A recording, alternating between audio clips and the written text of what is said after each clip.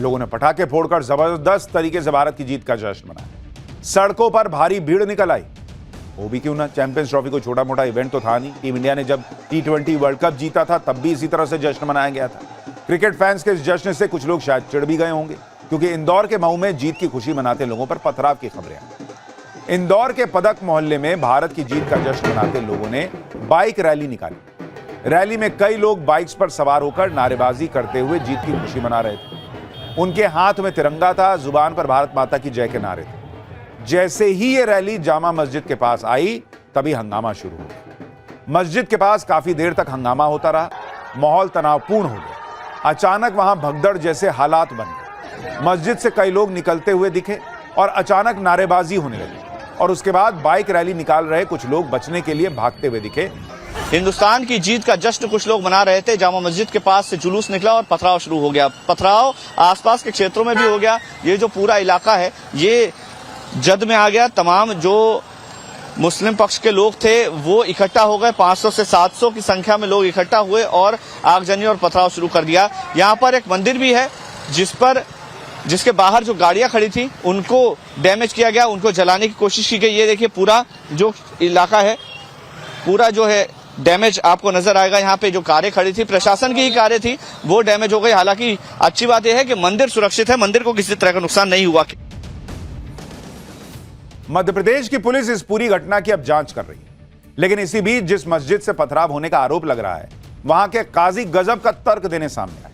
उनका कहना है कि मस्जिद के पास जुलूस निकल कैसे गया? क्या इसकी परमिशन ली थी जुलूस ने कि भाई टीम इंडिया की जीत मनाने के लिए हम लोग जो है वो बाइक रैली निकाल रहे हैं? शहर काजी ने इस हिंसा का पूरा दोष जीत सेलिब्रेट करने वाली भीड़ पर डाल दिया। लेकिन जब उनसे पूछा गया कि क्या मुस्लिम समुदाय की तरफ से पत्थरबाजी की गई थी, तो कहने लगे कि जब वहां से हुआ तो यहां से भी होगा। एक बार सुनिए कल रात हिंसा के बाद शहर काजी मोहम्मद जाबिर क्या कह रहे हैं। तरावी की नमाज चल रही थी, उसी बीच में जुलूस यहाँ से शोर शराबा करते हुए निकला, और जब तक हम नमाज से फारिग होते, जब तक यहाँ शायद जुलूस का आखिरी हिस्सा बचा हुआ कुछ होगा, नमाज के लिए नमाज से फारिग होकर निकल ही रहे थे तो किसी ने बम अंदर की तरफ फेंका। सुतली बम था वो, और उससे पूरा धुआं उठा और पूरी सिचुएशन क्रिएट हो गई और सारे लोग पैनिक हो गए। इस तरह फिर वो बात बढ़ती चली गई। फिर क्या हुआ? बस कुछ नहीं, बस मेरा तो कहना यह है कि मुझे समझ में ही नहीं आ रहा है कि ये जुलूस आखिर निकला कैसे, और दूसरी बात इस रूट से कैसे निकला। तो ये निकल सकता है जुलूस, लेकिन किन लोगों ने परमिशन ली थी? क्या बिना परमिशन के निकलता? आप लोगों की तरफ से पथराव हुआ वो तो फिर होना ही था, फिर क्यों नहीं होगा? शुरू ही उधर से हुआ है तो फिर पब्लिक तो पब्लिक है, जनता तो जनता होती है। इनके हिसाब से इन्होंने कुछ नहीं किया। उधर से किसी ने सुतली बम फेंक दिया, उसके बाद उधर से पत्थर चलने शुरू हो गए और इनको जवाबी कार्रवाई करनी पड़ी। भाई इनका लॉजिक ही अजब है कि जुलूस मस्जिद वाले रूट से कैसे निकला, बिना परमिशन के कैसे निकला। क्यों आप जब जुमे की नमाज के लिए निकलते हैं, इतने सैकड़ों हजारों लोग जुमे की नमाज के बाद बाहर निकलते हैं तो परमिशन लेके निकलते हैं, पुलिस से जाके पूछते हैं। भर देश में कल टीम इंडिया जीती तो उसके बाद जुलूस निकला, लोग निकल गए सड़क पे, तो पहले जाते रात में 9:45 बजे इंडिया जीती, 10 बजे तक सेलिब्रेशन देखे ग्राउंड पे, और उसके बाद जाते पुलिस के पास कि सर हमको परमिशन दीजिए, रात में 12 बजे सेलिब्रेट करने निकलते। और किसी रूट में अगर मस्जिद आएगा तो वहां लोग जो है वो सेलिब्रेट नहीं करेंगे।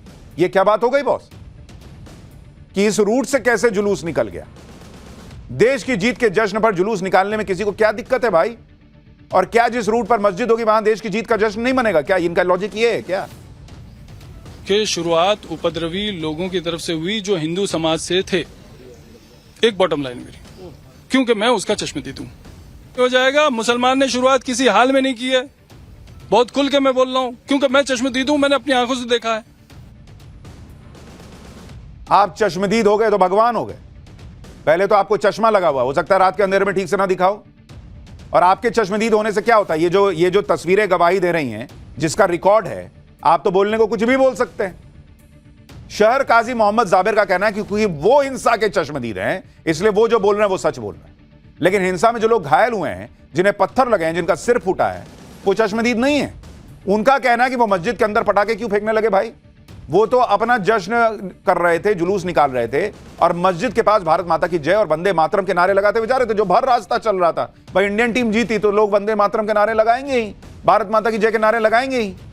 इस पर मस्जिद के अंदर से कुछ लोग आए और बवाल करने लगे। ये जो वहां पर घायल हुए वो लोग कह रहे हैं। आप सुनिए कि इस हिंसा में घायल चश्मदीद क्या बयान दे रहे हैं।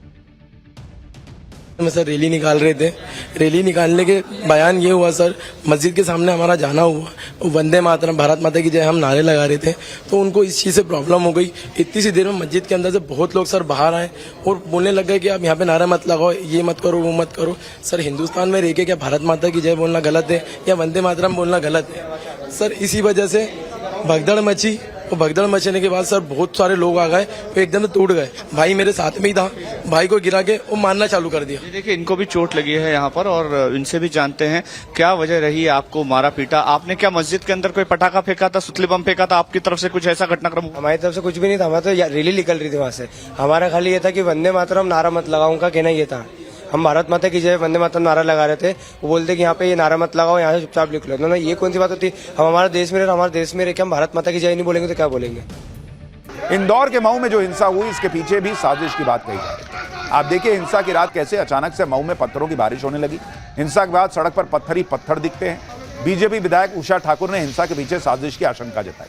मस्जिद में पहले सुतली बम फेंकने के आरोप को भी बीजेपी विधायक ने खारिज किया। कहा कि अगर ऐसी कोई घटना हुई है तो उसका वीडियो दे दीजिए। एक बार बीजेपी विधायक ने क्या कहा सुनिए, फिर बताता हूं कि क्या हिंसा के दोषियों के घर पर बुलडोजर चलाने की तैयारी हो रही है। अल्पसंख्यक समाज के बस्तियों से भयंकर पथराव।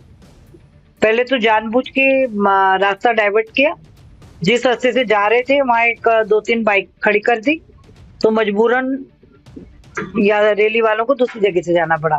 और जैसे ही अंदर गए भयंकर पथराव, और ये सुनियोजित षड्यंत्र था।